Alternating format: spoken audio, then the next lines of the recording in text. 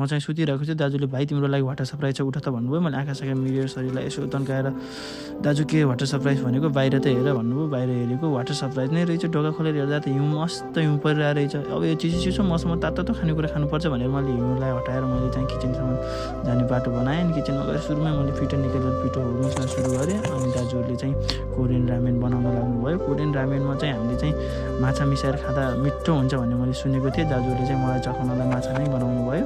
अनि त्यसपछि हाम्रो चाहिँ अब यो चिसो मौसममा रोटी खानुपर्छ भनेर हामीले चाहिँ अरू नभए नि बेरले भयो नि, दाजुले चाहिँ बेलेर रोटी बनाउनु भयो। अनि त्यसमा हाम्रो चाहिँ रामेन बनिसक्यो। अनि त्यसपछि चिसो मौसममा अब रोटीमा त चिया नि खानु पऱ्यो। दाजुले चाहिँ मस्त चिया बनाएर रोटी पनि क्या मजा नेपालको जस्तै बनाउनु भयो।